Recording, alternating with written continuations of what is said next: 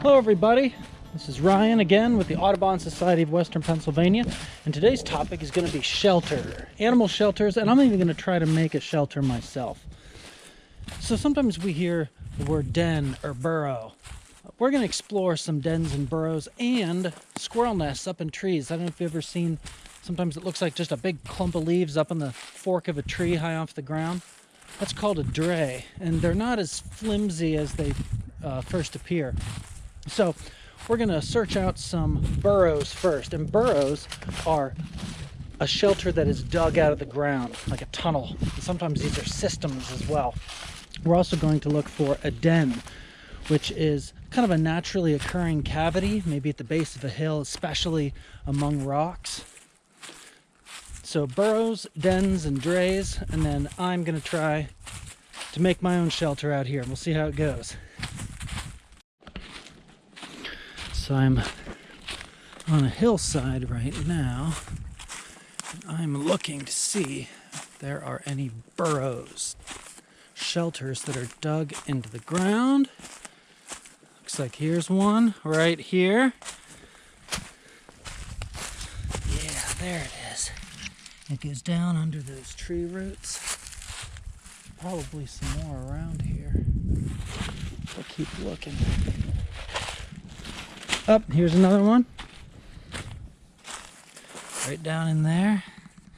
And again, this animal has taken advantage of the fact that there's a tree right above it. So there's root systems that will help hold the soil in place. Let's see if there's any more.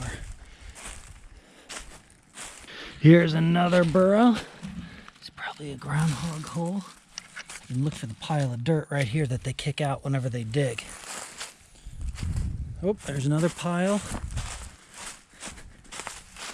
Oh, there's another one. And here's the pile of dirt that they dug out.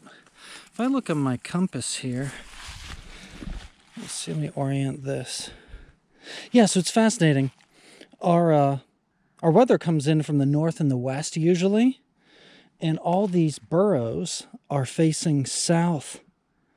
So just the placement of this burrow, this animal shelter, is going to give it some protection from the weather as well. So right up there is a good example of a drey, a squirrel nest, and this is a clump of leaves. It's in the where a tree splits or bifurcates. It's right up there. Like I said, it looks just like a flimsy old pile that would just blow away, but we've had some pretty heavy winds recently and it's still up there. So there is an example of a squirrel drey. Squirrels can nest in cavities of trees as well as these drays of leaves up there. So burrows are dug. Dens are naturally forming cavities. Here's a den. This is where some soil has eroded out and there's rocks in there that form a roof. Here's one of the rocks that's fallen down. So this is a den. Now, some animals nest in tree cavities, and sometimes those tree cavities are naturally occurring. Like there'll be a hole in a tree, like in this cherry right here, that naturally occurs when a limb breaks off and rot gets in there and it creates a hollow. Other times, birds will peck holes in trees to create a place for their nest. So, nesting cavities in trees can either be made by the animal itself or naturally occurring. Here's a relatively fresh hole in a tree made by a pileated woodpecker, and that's kind of on the small side. Over here's a tree that's fallen down that has a hollow cavity in it. There's an even larger one over here. I'm sure mammals over the years have found some shelter in it.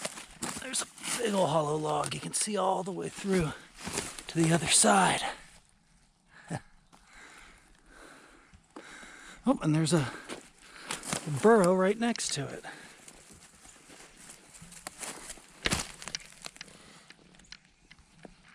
A lot of evidence of, oh, another burrow. That one has a big spoil pile. Look down in there. This place is crawling with animal shelters. So all animals need food, shelter, water, and space. Whenever we think of a shelter, what is it protecting us from?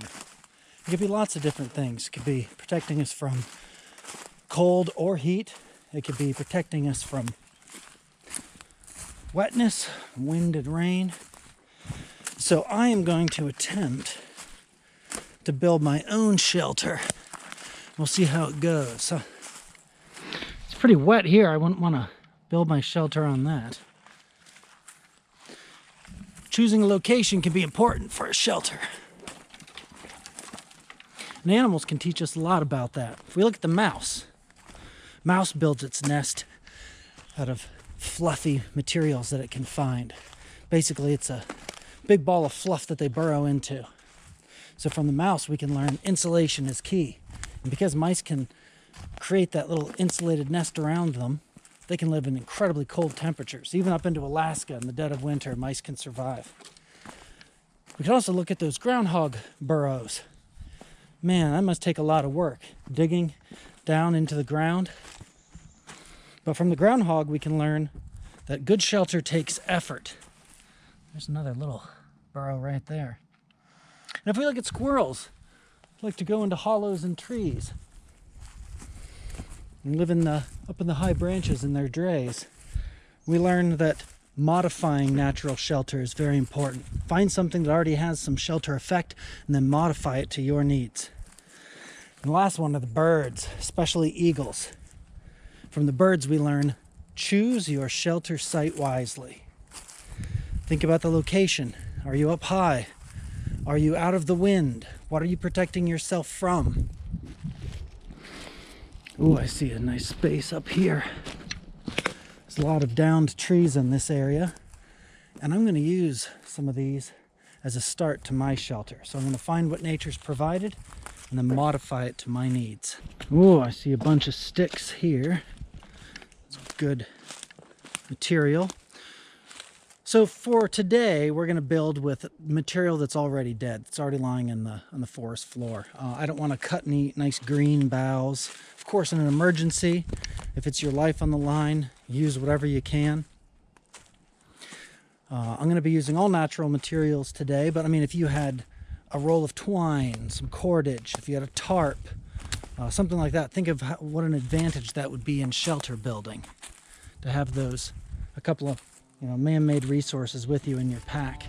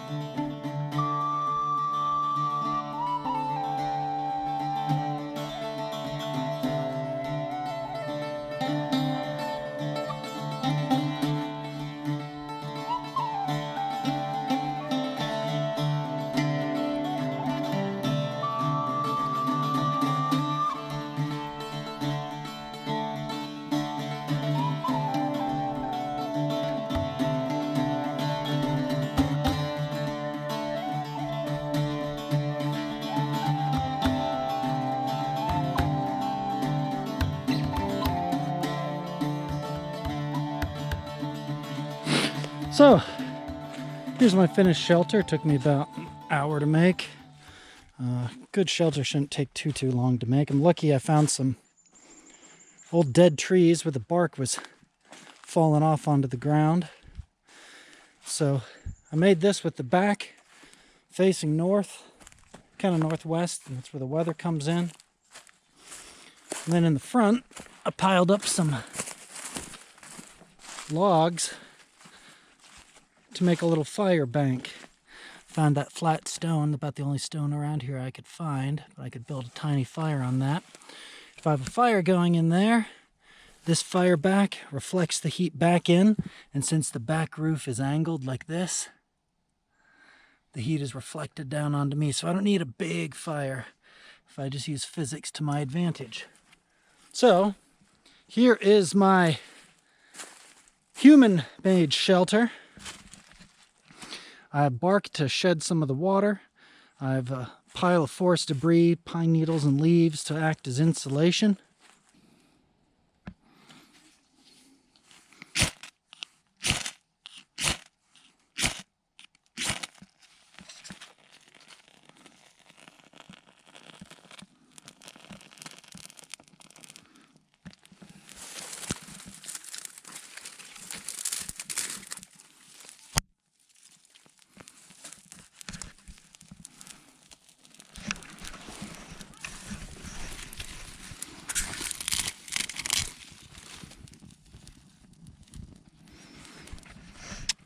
So here's the view from the shelter.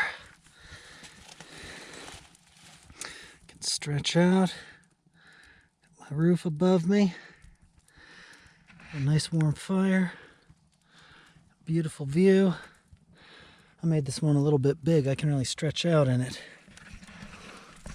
Well, I hope you enjoyed today's video. And if you liked the shelter building activity, be sure to sign up for our summer camp. We have survival sessions that you can do this kind of stuff with me. It's a lot of fun. So again, this is Ryan with the Audubon Society. Please check out aswp.org for more information, and we'll catch you on the next video.